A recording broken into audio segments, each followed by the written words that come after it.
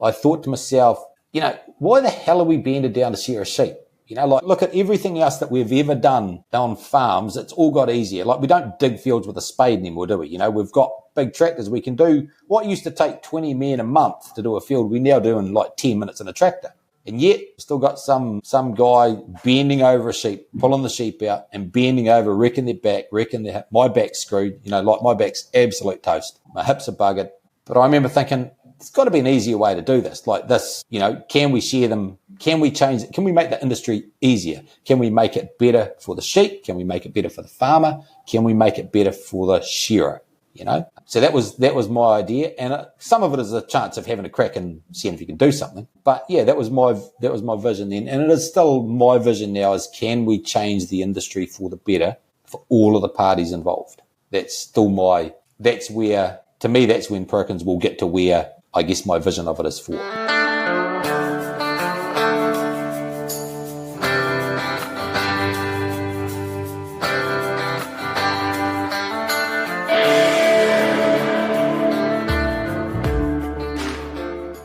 Welcome to the Profitable Farmer podcast, where we share stories and tips to help you run a better farming business and create your very own freedom farm.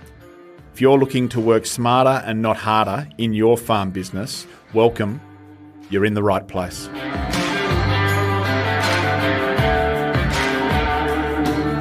G'day everyone. Welcome to Profitable Farmer.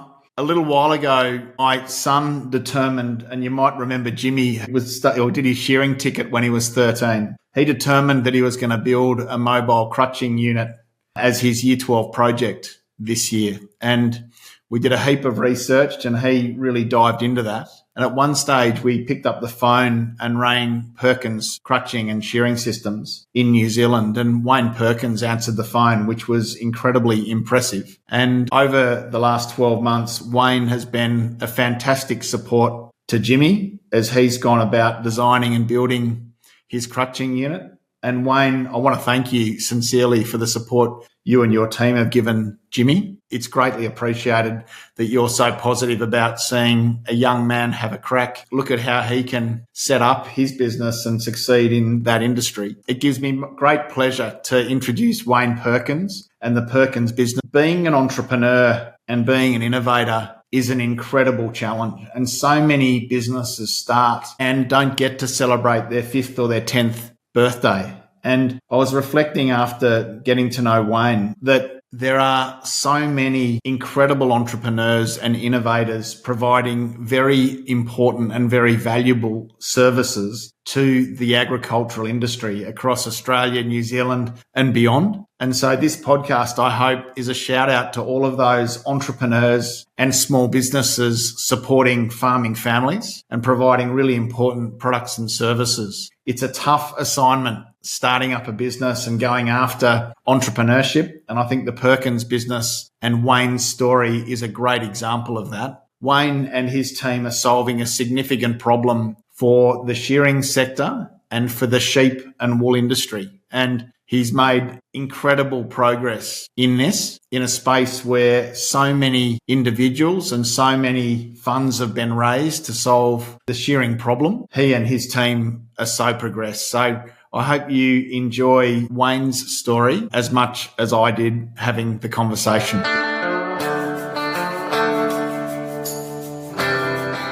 Wayne, great to see you. Thanks for your time and welcome to Profitable Farmer Podcast. How are you? Good, Jeremy. Thanks for having me. Looking forward to it. Really good to connect with you. Where do you find yourself today?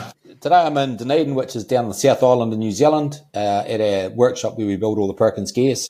You're sitting there in an office looking out. It's getting pretty cold here. We had a bit of snow not long ago. The winter's coming so we work out of Dunedin, but I live in Alexandra, which is quite unique in the fact that we get the driest, hottest summers and the coldest winters. We'll get down to about, -10, -12 at times in the winter. So that can be a bit challenging. And we get up, New Zealand hot in the summer, not Australian hot. Yeah, but currently I'm in Dunedin. What's your read on the sheep industry in New Zealand at the moment, Wayne? No doubt you have a huge amount of sort of involvement in and exposure to it.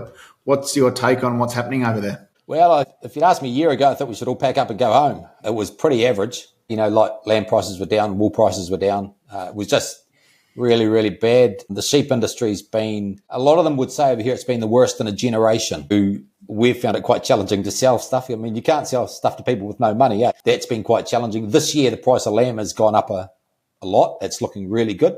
But a lot of that's obviously recouping the last couple of years, which has been average. So at the moment, I would say it's quite positive in the sheep industry. We just did central districts in Fielding, and that was about 5 or 6 weeks ago. And we think that would be the best field days we've had for probably 6 or 7 years. So I think that gives us a bit of an idea. And the people coming through were positive. We were selling a fair bit of gear, and everyone seemed a hell of a lot happier than what they've been. The wool, of course, is different story. A lot of crossbred wool in New Zealand, like I guess you got in Australia now, but it's pretty average over here for the wool, But I think now they tell me that the shearing isn't costing them money, not making money, but it's not costing them money, which I guess psychologically is helpful. Yeah. Wayne, how do you describe your career prior to setting up the Perkinz business? I was born here in New Zealand, grew up on a farm. We moved into town when I was about 12.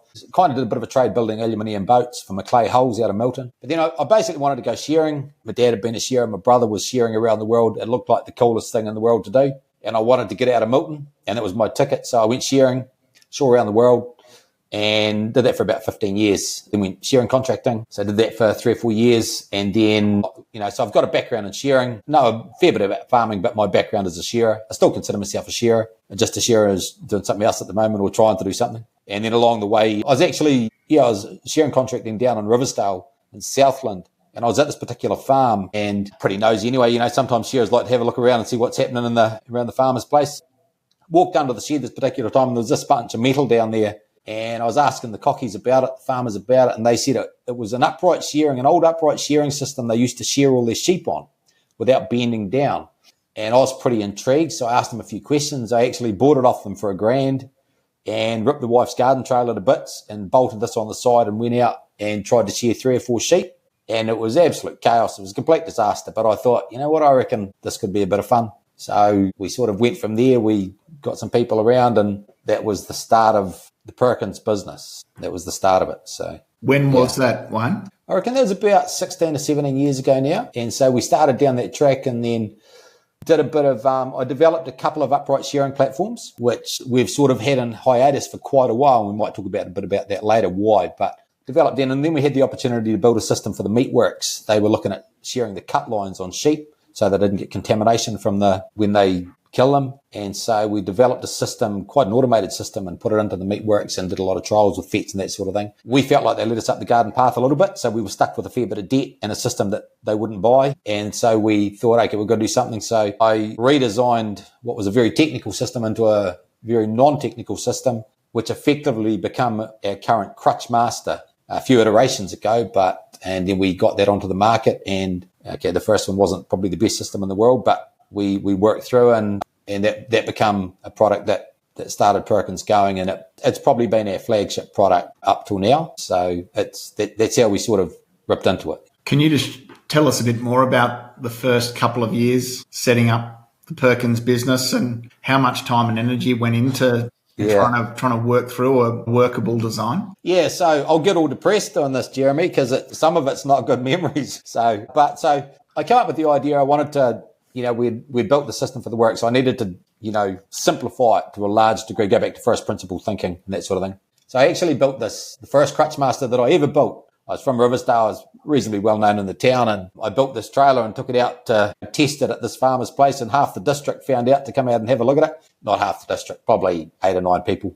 Farmers come out really interested in this crutching system that Perky had built. And I started, and we ran sheep up, but I didn't have a thing at the front of it to stop sheep jumping over the end of the race. And so we run about 25 lambs up. They all jumped straight off the end of it and disappeared into the distance, and we never even struck a blow. So everyone had a good laugh about it. I had a good laugh about it, drove home, did a redesign, and came back and had another go at it. So the very start of it was a complete and utter failure. And I sometimes think all I've ever done is fail and odd success. And luckily people remember the successes rather than the failures. So I basically built a crutching system. And then so we basically learnt a lot from the first 2 or 3, There's a lot to be said for doing the sort of things that I do with trying to, I guess, bring innovative new products in and commercialise them to getting the first one out there and raiding riding the next wave of innovation from the customers, the clients. And that happens. And sometimes, yeah, I mean, you've got to work closely with them and keep them on board, because the thing they've bought may not be as good as what they think it should be, or as good as what you've promised it would be. But luckily we worked really well with really good people, and we learned a lot from the first 3 or 4 trailers. We found a lot of the weak spots very quickly. Farmers are pretty good at telling you the weak spots when they buy something like that. And so we pretty much robusted it up and made the changes and got to the stage where most people buying it were pretty happy. Over the years, another 2 or 3 iterations to get it where the vast majority of people are happy with it. So one of the things I did learn, and it was from a book I'd read, but when you build a system yourself, it's very easy to get, I think it's anything you do, it's very easy to get too engrossed in yourself, and you don't see its flaws. And so you're willing, because it's your baby that you've built, you're willing to put up with a lot from it. But the people that buy it won't put up with those things. You'll put up with your baby crying, but no one else will. And so that was a big lesson I had at the start, that I'd say, oh, why? It's still okay, you can do that. And they'd say, no, it's not acceptable. So you'd have to make it better. That was a big lesson I learned, that, your clients won't necessarily put up with what you'll put up with your own product. And so the sooner you get it out on the market and get that really honest, sometimes brutal feedback, the better. So I went through that. We were having a crack at things. It went really, really badly, the business. The GFC hit, the Great Financial Crisis. I was on the way to Perth to a field days, and we had some funding that had been advanced by some second-tier funders, and got off the plane over there, and the whole world had changed, and we're getting calls from things, and it was just awful. Lots of things went wrong. I had a couple of people, they did the dirty on me with my shearing business and contracted business, so we lost the ability to finance what we were doing. So eventually I actually it had to just go on hold for a while, and I went back shearing, because I knew if I threw that hunk of steel at the sheep, someone would give me some money to feed the kids. So I went back shearing for a while. Then over time, there's a lot of stories to it, but over time we found a way through, and if you just keep pedaling and that sort of thing, and we found a way through to get through it and sort of keep going and get going again. Yeah, there were some pretty tough times amongst it. But Wayne, you just speak to just how challenging succeeding in a business startup can be. It's understandable why so many don't get to celebrate their 5th and their 10th and their 15th birthday, just because it is such a challenging path. Yeah. There's a whole framework, I understand, called the Lean Startup Framework. I'm not sure if you've heard of it, but it talks about how a lot of innovators try and perfect their product for way too long, rather than just getting it out to the market and then relying on their consumer feedback and adapting and pivoting and then relaunching. It sounds like that's exactly what you did. And I guess my question to you is, how many iterations, how many relaunches, and how many versions of the ShearMaster and the CrutchMaster do you reckon you've relaunched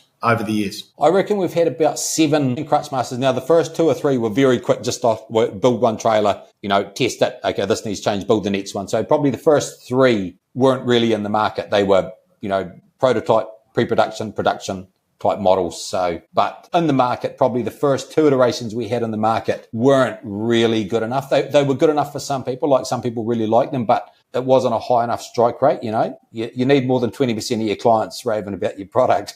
But it didn't take long. You got to have a bit of a thick skin, and you got to be prepared to drop your ego. One of the guys who was kind of my mentor, he's passed away now. He's the guy Roy Shanks from Dunedin. He helped me a lot with this here, and he said something really important when he's talking about, there's inventors and entrepreneurs, and I don't really consider myself either. But he said inventors, they never finish a product. They're too scared to release it. It's never perfect. It's never ready. You just got to put it out there and have a crack. And that's probably a little bit my nature anyway, to have a crack. Luckily, if we hadn't, I can see why a lot of people, we see it all the time with people, they want to do this and that, but they never finish. It's never quite there. And I think they never end up releasing it, How challenging were those? You mentioned having to go back shearing, and you mentioned, that feedback that you consistently got as you kind of got those prototypes. How challenging do you reflect on those first 3 to 5 years of getting this thing going, Wayne? How challenging was it? Bloody awful. Like, it was real. There was, like, if you had asked me probably 11 years ago, 5 years in, I would have said this is the dumbest, worst thing I've ever done in my life. What the hell have I done it for? But you're in that bloody deep.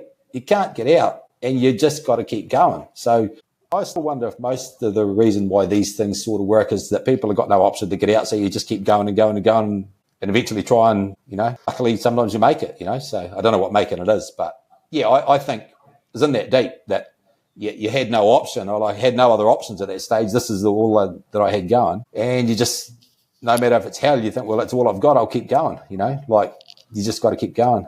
And look, when I went back shearing, which was pretty, in lots of ways, it was pretty humbling because I was going to be this big shot, businessman or whatever. You think you're going to build a mousetrap and the world are going to be the path to your door. And well, in my experience, they don't. Yeah. So I went back shearing, and then I used to be a reasonably good shearer. I hope there's no ego in that, but I was pretty good. And I went back and I wasn't as good. I was a bit fat and unfit and a bit older. And then my back gave out. And so eventually, actually, it got to the stage where my wife had to come and pick me up in the shed. I couldn't walk out of the shed. So the only option I'd had that was keeping me going was shearing and crutching in a wool shed, and I couldn't even do that anymore. So that brought on a particular time of about 2 or 3 years of really desperate financial hardship that was really, really tough. So, yeah, I'm glad all that's over and we managed to get through it. Yeah, it's a tough gig, eh? It's a tough gig doing this sort of thing. Yeah, absolutely. As you reflect back, what were one or two of your biggest learnings back then? Probably the thing that kept me going is that I had this idea when I started Perkinz. I remember sitting looking at that hunk of steel and under that wool shed, and I was thinking, what, I reckon we could change this industry, and man, it would be a lot of fun to try. And it has been a lot of fun, but it's been a lot of pain as well. But I've never really lost that vision of where I want Perkinz to get to. And for some reason, and I don't know why, it still drives me. Like, it just makes me do things that I still not really sure why I do them, but I'm prepared to go through the pain still to drive to where I want that vision of Perkinz to be. So back then, what was the problem that you saw, and what was the change that you thought could be made? One, I thought it was going to be a lot easier than what it turned out to be, obviously. I thought to myself, why the hell are we bended down to shear a sheep?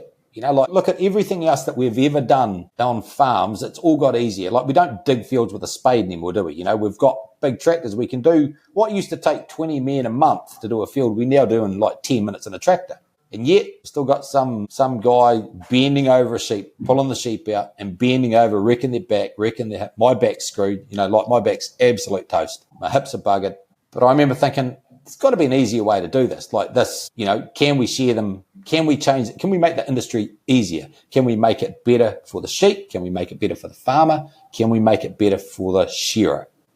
So that was my idea, and some of it is a chance of having a crack and seeing if you can do something. But yeah, that was my vision then, and it is still my vision now. Is can we change the industry for the better for all of the parties involved? That's still that's when Perkinz will get to where I guess my vision of it is for. Wayne, a heap of money has been raised to try and solve this automated shearing or these innovations that you talk about to try and make it easier for our shearers and for farmers in this sheep space. Is there a reason you think it hasn't actually been achieved? One, I think it's bloody difficult, eh? Like it's incredibly difficult. When I first thought, okay, we've got to shear a sheep without bending down, I thought, okay, yeah, I sort of have a bit of an idea in my head of how I'd do it. But when you start to do it, you realise all these other things that come into play. And so right at the start, one of the first upright shearing systems that I built, we got AWI. They were heavily funded to do it. There was people getting paid to do this and that and go around. And, there was a big push for upright shearing. And they come and saw us. And I don't know if they were that impressed with it, but they were impressed enough to give us a bit of encouragement. We never got any money from AWI. Way back then it was, 15 years ago or whatever. But I think... one, it's very difficult. Two, I think virtually all of the systems back then got hijacked by the engineers. And I remember Roy saying very clearly, don't let some bad words, engineers get involved. They don't know what they're doing. Only let the engineers get involved once you've designed what you need as a shearer. And I saw a lot of systems develop back then, and I saw virtually all of them get hijacked by engineers and people wanting to do this and that with them. So I think that's been a factor, but I think it's genuinely just really, really difficult. Like it's a really hard thing to do. And so far, no one's got, I think there's a good ram shearing trailer out there that what Peak Hill have got. I think that's really good. Like I'm impressed. Bill's a great guy. I'm really impressed with what they've gone, but I'm not, I could be wrong here, but I'm not sure that's a commercial reality for flock use. Or is it ever going to be? I don't know, maybe. But it's just really, really tough. But the other thing is, this is something that we really believe here at Perkinz, is that you kind of need to have your own balls on the line. When you're spending your own money, you're kind of a bit more cautious. And you think a lot more carefully. Am I going to do that there? Well, it's going to cost me money and reputation and time. And I'm just not sure sometimes if, with the best of intentions, trying to throw money at people to design these things, I make better decisions when I'm spending money that I know is valuable, So, yeah, I think, I'm not sure that's always helpful, I know that you need to do it sometimes, but there's a lot to be said for some guy being that desperate. He just keeps going and going and going and going to make the damn thing work because he's got no option not to. I think you've just spoken to the power and the importance of entrepreneurship. I think when money is raised or even capital is raised and there are people employed on a safe salary to go after innovation, perhaps it isn't done with the real intent that entrepreneurs bring to the table. I think it's a key point. And just hats off to you for the endurance and the persistence that no doubt you've shown over the years, Wayne, to see this project through. Some people would call it stupidity, Jeremy, and they might be more accurate. Yeah, well, maybe Burke and Wills and some of those guys were stupid, or maybe they were just pioneers. Who knows? Well, yeah. For those who haven't heard of the Perkinz CrutchMaster or ShearMaster, do you mind just explaining what those products are and who they serve, and even your reach now across Australia and New Zealand, Wayne? Yep. Yeah, so the CrutchMaster, which I'm guessing a lot of your listeners will have seen or had on their farms, we've got about 400 trailers in the eastern states of Aussie now, which we think that's pretty good. For us, we feel really well supported by the Australian farmers. They seem to not mind us. So it's basically a race trailer where you tip the sheep out of a race into a cradle. It's upside down, so you'd have to bend down. So you can belly it, take the wigs off it, top knot it, crutch it, and then it goes away and you get another one out. So that's been our flagship product. So there's a lot of them out there, the Perkins CrutchMaster. We're pretty proud of it. And then this guy from Tassie, he got a hold of me and he just said, look, I'm building the shed, Wayne, and seen your CrutchMaster. Can you build me kind of like a shearing system, sort of like your CrutchMaster?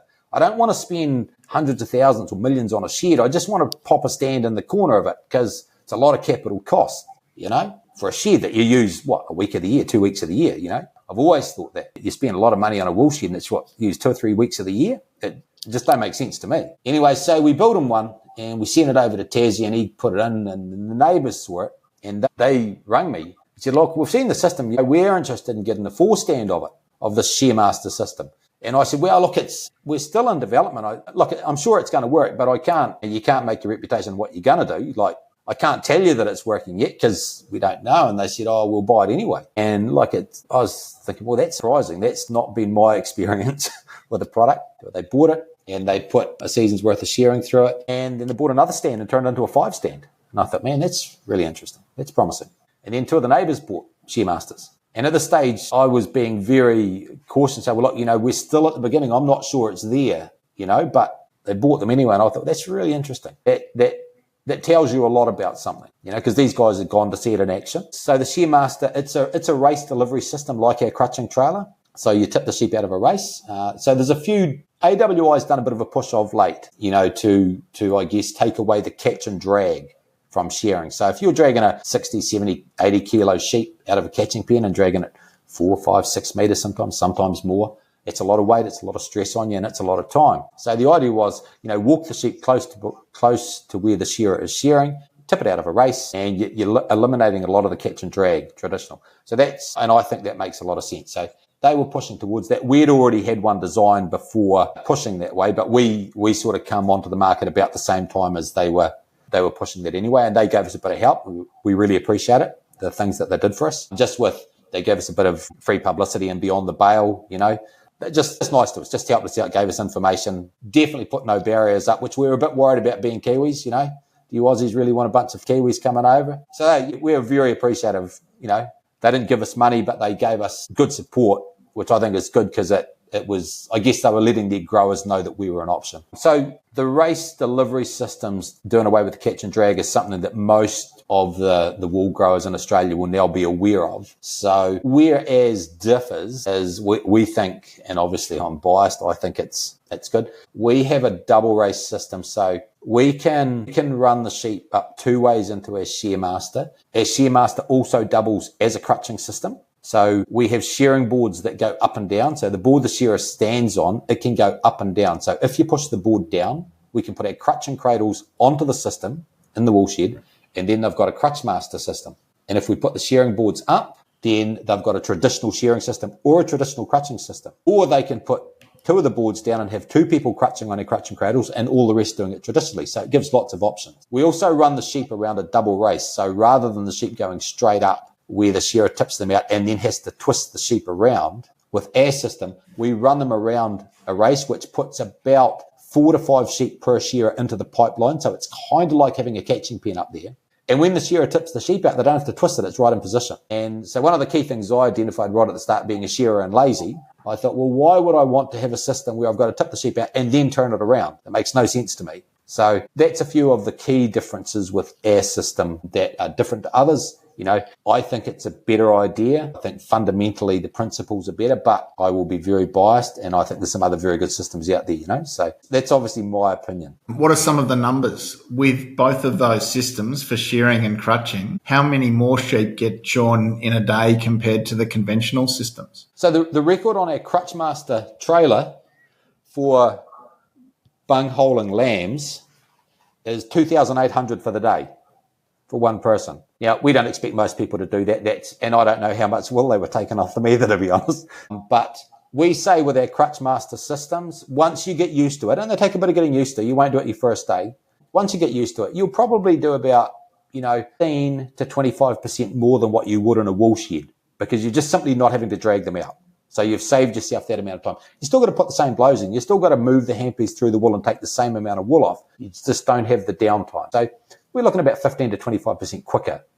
And with the ShearMaster, it's not percentage-wise as quicker, because with crutching, you've got a lot, you're doing a lot more. So you've got a lot less. Your downtime's a lot bigger chunk of the whole cycle. But with the ShearMaster, we've had some farmers telling us what we think are some pretty embellished numbers. One guy, I reckon he went from 10 days down to 6. I think he's enthusiastic with what he said, but it seems like everyone is telling us there's probably about a 10% increase in what the shearers can shear through them, which by itself is very, very handy, So from first principles point of view, when you think about it, you've always got other staff in a wool shed. When the shearer is dragging that sheep that 4 or 5 metres in that time, you're paying staff. Well, nothing's happening. So you want the shearer shearing for as much of the time, cutting as much wool off while they're doing it as you can, to make use of everyone else's their time.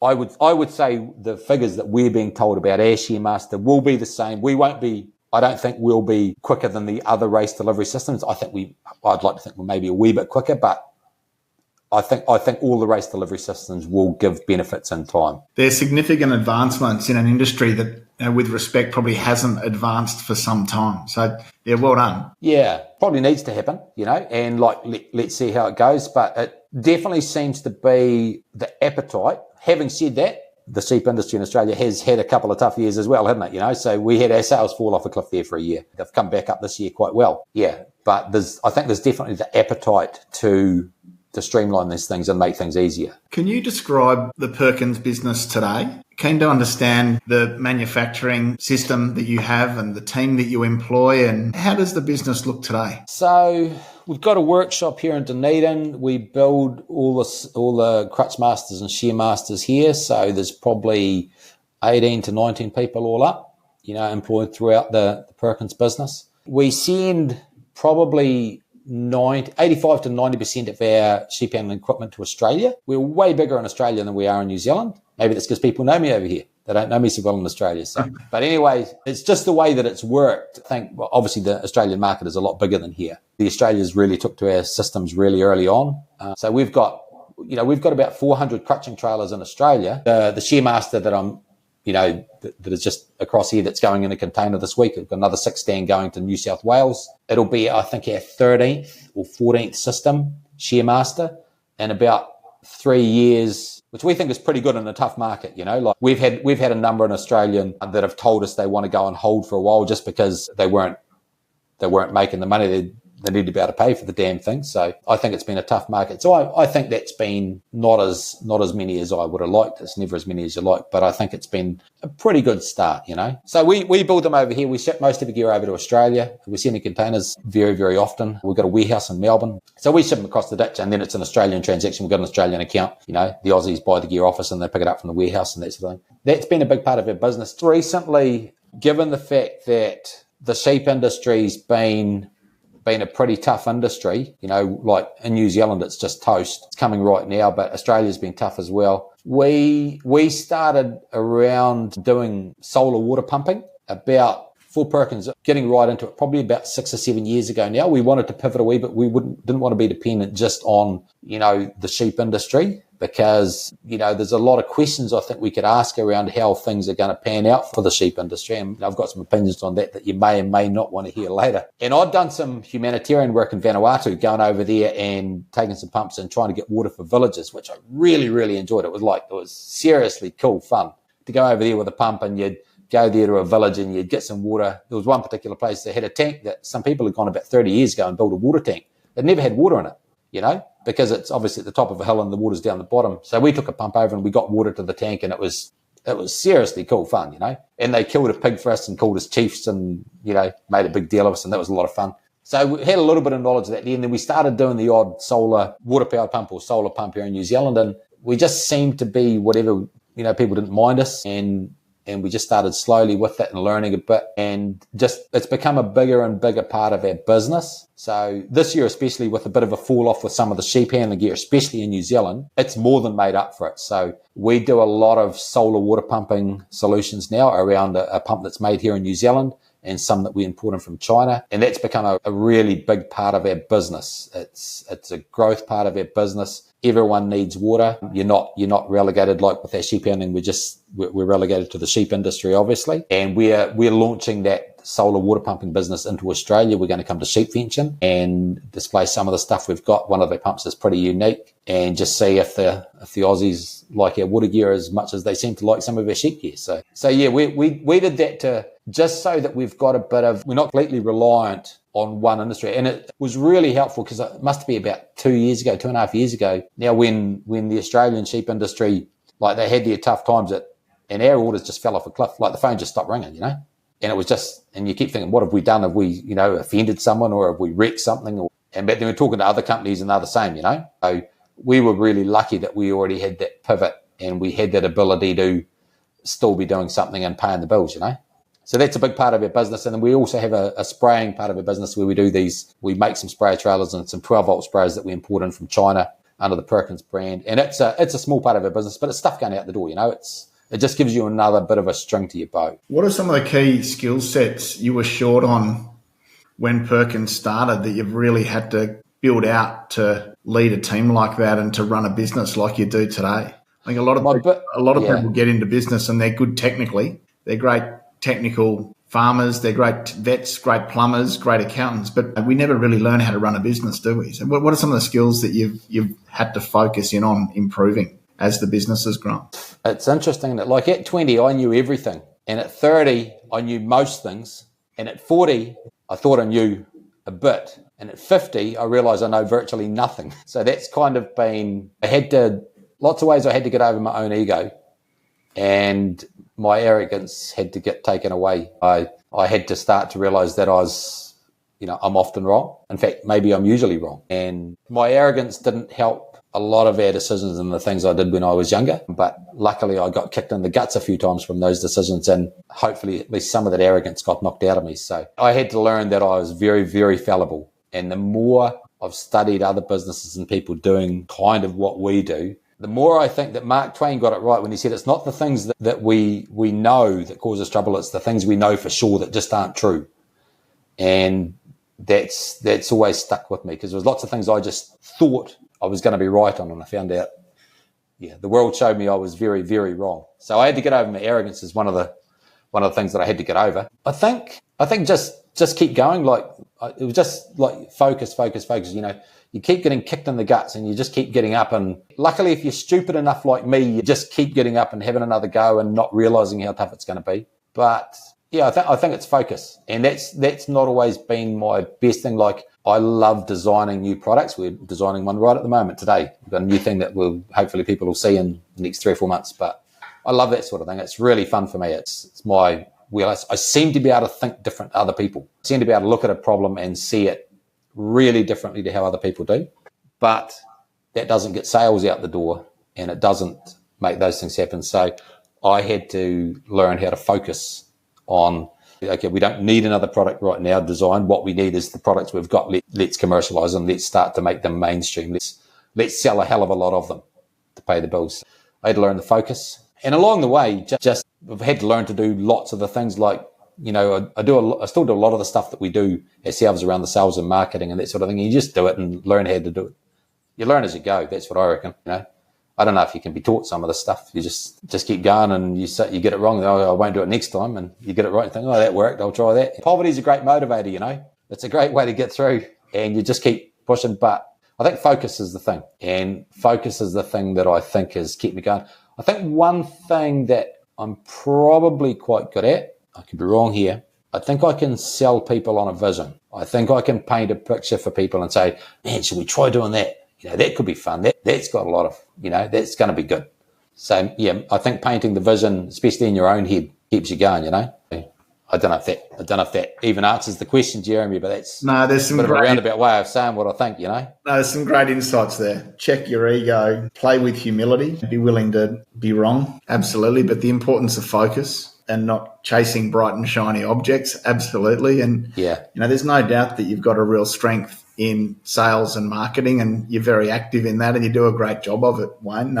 What's your approach to managing and leading your team? What does Perkins do that's unique and different as you sort of build out your team over time? Well, I think when you're heavily involved in it, you see mostly your flaws and the things that you're doing wrong as an internal team that the outside don't see, So, I've got as many faults, more faults than most other people. So I struggle with lots of things, but I think I can get people enthusiastic.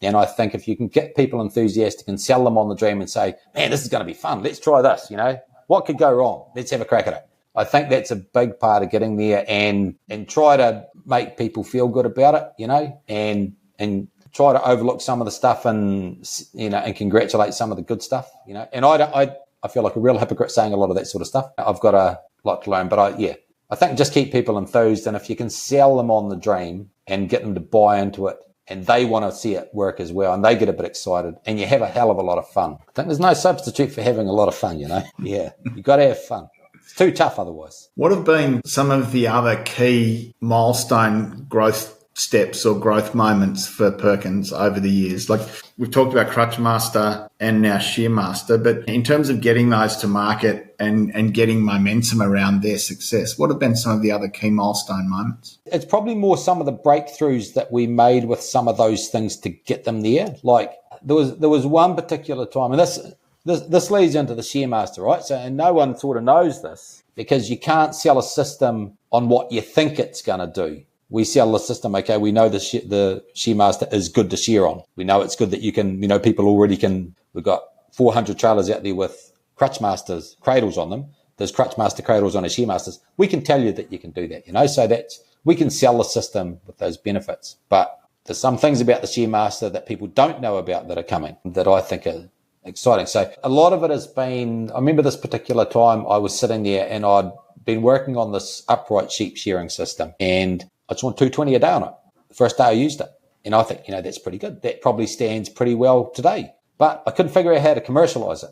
I just couldn't figure it out because there's all this infrastructure needed around it. It's not intuitive for shearers. I could go well on it, but it was gonna be hard yakky, And so I was thinking, I wonder could I do it easier? I wonder could I make it simpler? And I seem to have the sort of mind that, like engineers, bloody engineers, they have this attitude, why have one weld if two welds will do? Well, I have the other. I'm thinking, why have two welds if one weld will do? Why bend a piece of metal twice if you can bend it once? So everything I do around design is trying to make it simpler. So you come up with the idea and say, okay, but how do we make it simpler? How do we get back to first principles of the bare minimum that you can do to make the system still work really efficiently? So I've been looking at the shearing system and I'd done 220 on it, and it was, I'm pretty proud of that. And we've still got it sitting there, and I've seen other people do something very similar to that there. And I was trying to figure out how to make it simpler. And I just sat there on a drench drum in a farmer's wool shed, just sort of looking at some sheep, Kiwis, you see, looking at some sheep for about 3 or 4 hours. And then it just hit me. So I knocked up this thing with about $70 worth of pipe and the end of a spade. And I went out and put it into a wool shed and saw 220 on that thing in an existing wool shed. And it had the same problem. The problem I had with that is that we didn't know how to sell it and make any money out of the damn thing because it was too simple. So those are little key moments. Now, I haven't done anything with those things because the infrastructure around it and the risk for someone to take an upright shearing system on when you don't know, you're not only going about how well it's going to be taken up, but I suspect there'll be a lot of pushback from traditional shearers. We already see that on our crutching systems. For a long time, people just said, your systems don't work. And, you get more and more of them out there doing tellies that no one else in the shed can do, and people still say they don't work.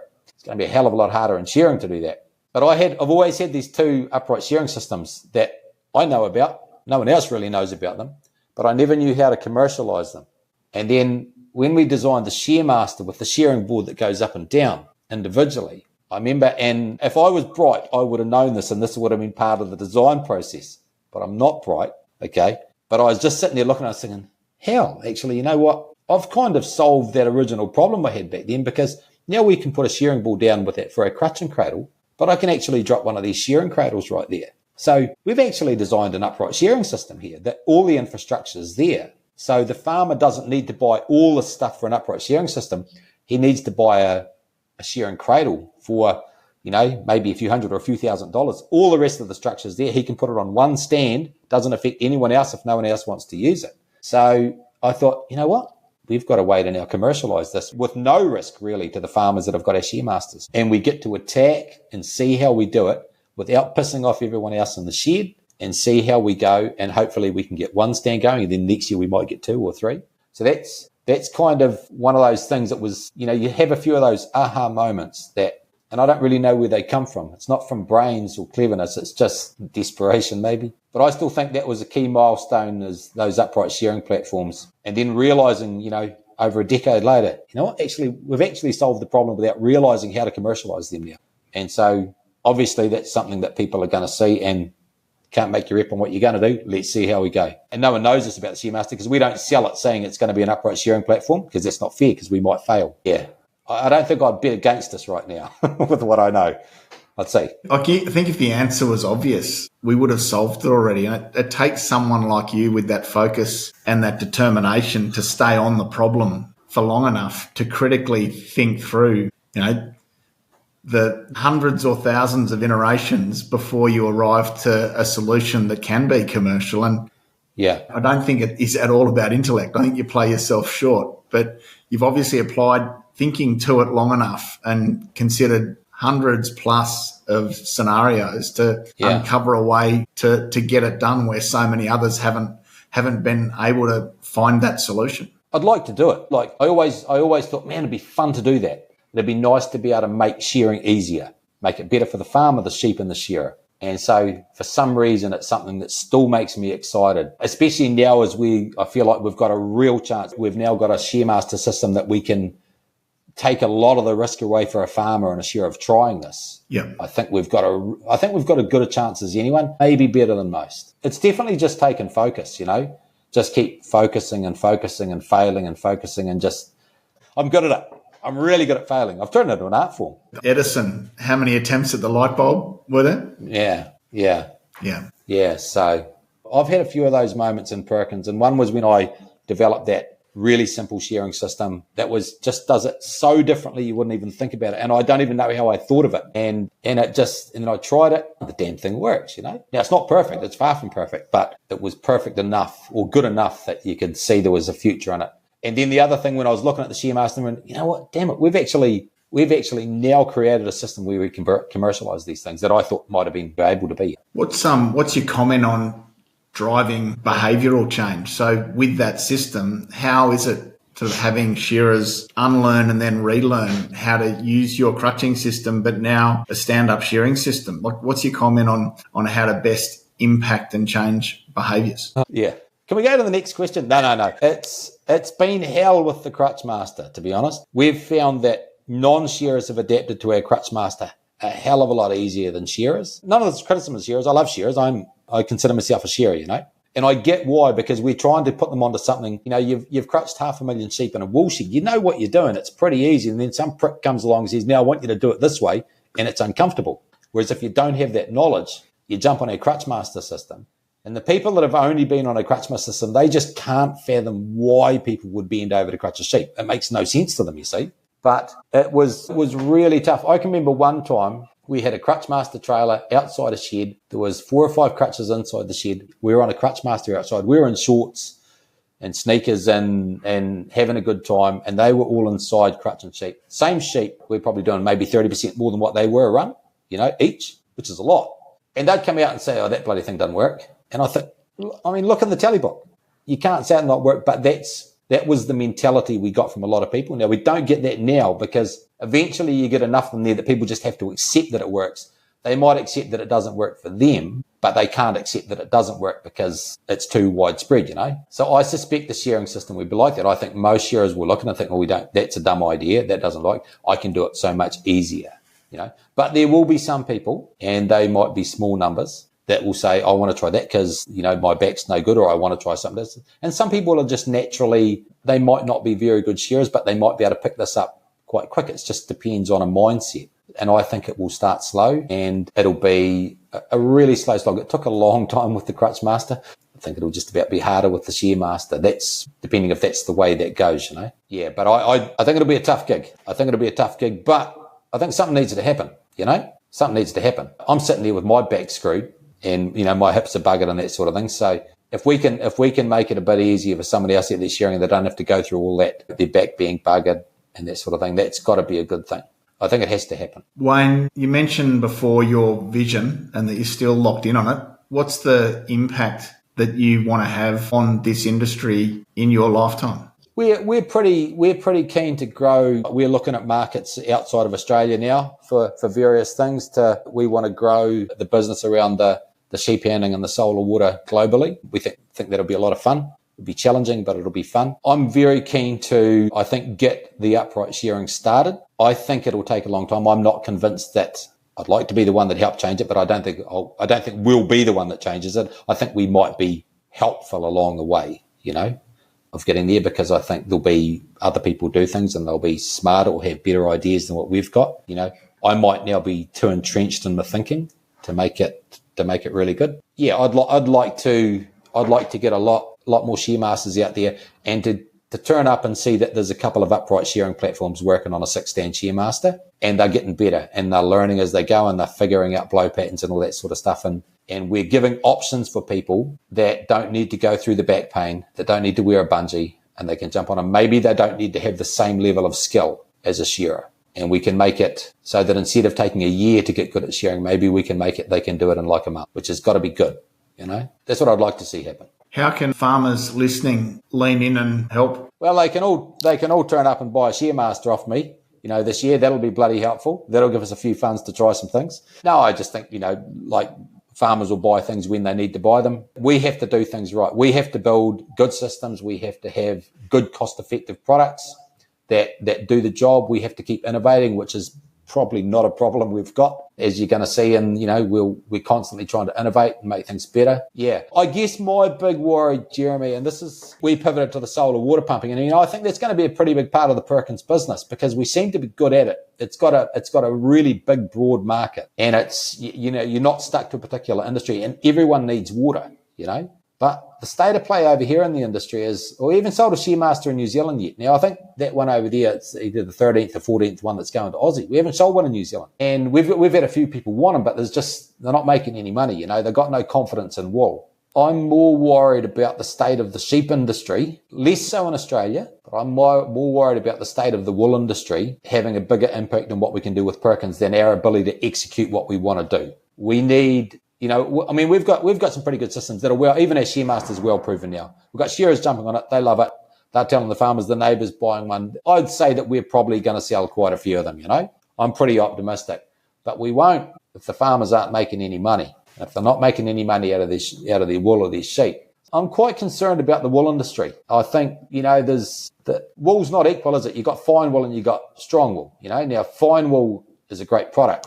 You can pay a farmer $20 for it, and some multi-sporter like my wife will buy it as $100, $120 top and feel really happy to get it. But we can't do that with strong wool. So I'm worried about the state of the wool industry. Are the farmers going to make enough money? Like over here in New Zealand, we've got they're pivoting to pines. There's a lot of pines going in. I think we've had a 20% reduction in sheep numbers here in New Zealand in the last wee while. That's pretty big. It doesn't give anyone confidence to want to buy any of our products in sheep handling. And so I'm quite concerned about not our ability to execute or how good our products are, but are we going to have a market to sell the damn things into, you know? It worries me. It really does. The New Zealand government over here, and this got a lot of kudos, and some of your listeners might know it, they mandated that a lot of the government departments, they're going to have to put wool in. And everyone over here was applauding, and I thought, you know, I don't know about that. Because if the product's any damn good, surely it sells itself. If a government's got a mandate that they want to put wool carpets in, I'm not convinced we've got a good product. And I want wool to work. I'm not knocking wool, but I'm worried about, have we got a place for strong wool that's going to keep people in strong wool? And I don't know.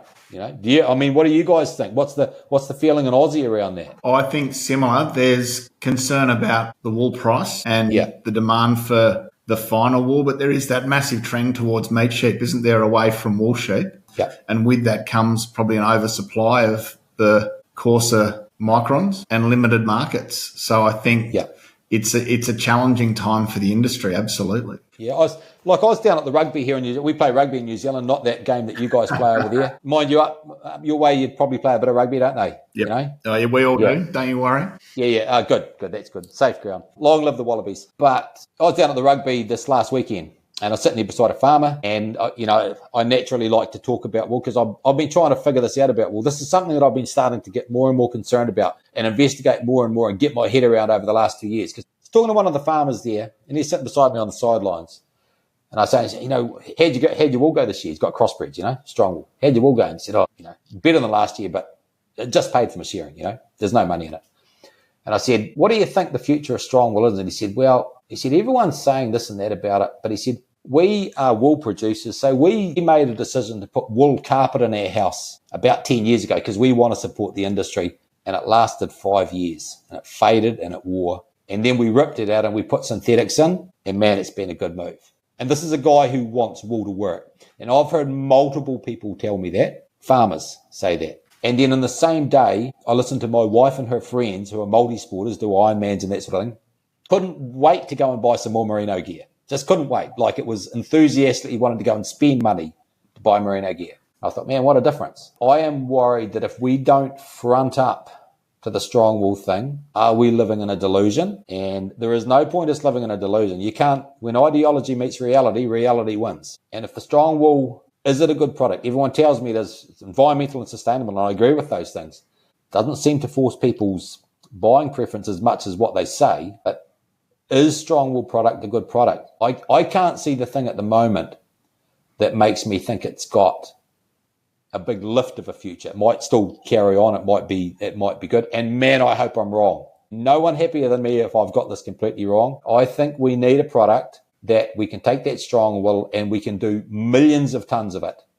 Okay, millions of kilos of it at high value. And I don't yet know what that product is. Well, there are synthetic and cost-effective alternatives to the strong wool niche, isn't there? Yeah. And there's lots of people doing good stuff with wool over here.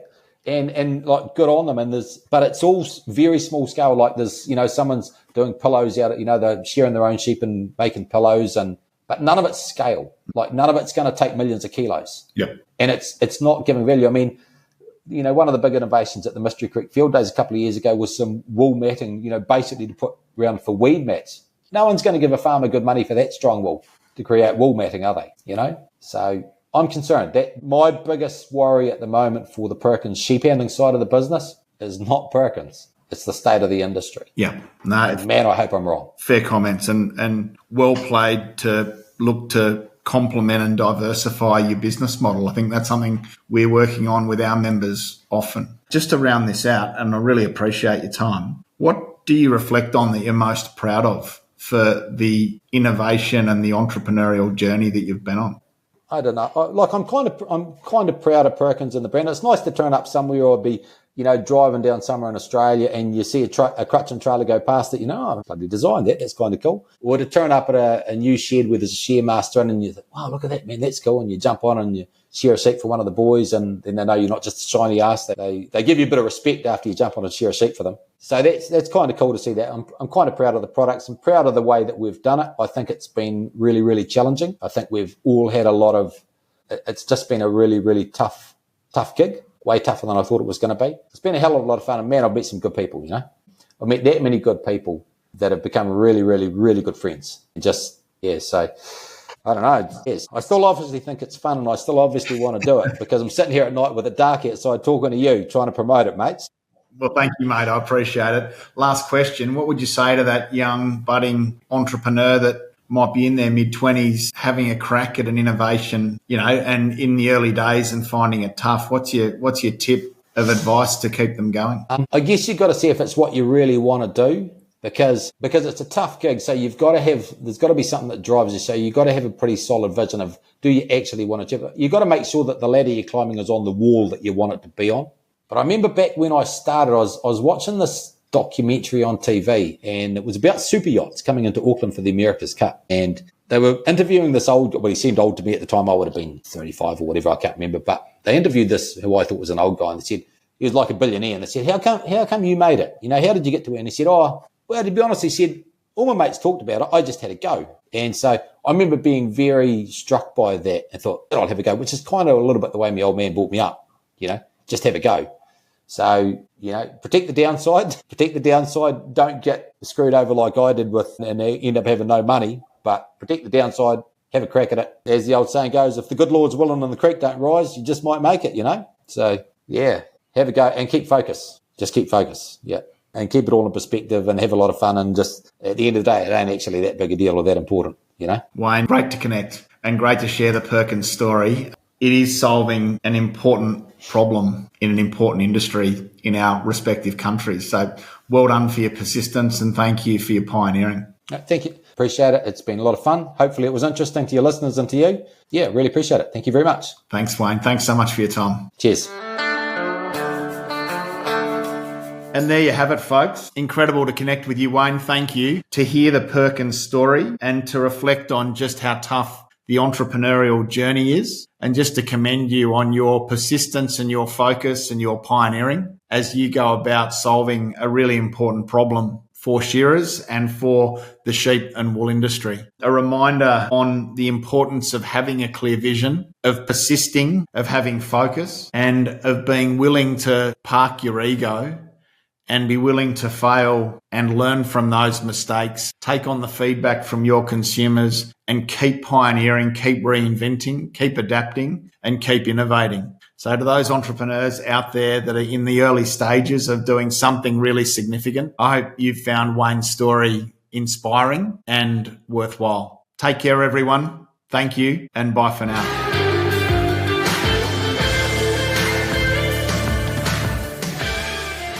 Thanks for listening to another episode of the Profitable Farmer podcast by Farm Owners Academy. If you're new to this show, be sure to follow us. If you've been a long-time listener, let your friends know about us, or come continue the conversation in the Profitable Farmer Facebook group. All the best as you grow your business and create your freedom farm. Until next time, keep being incredible.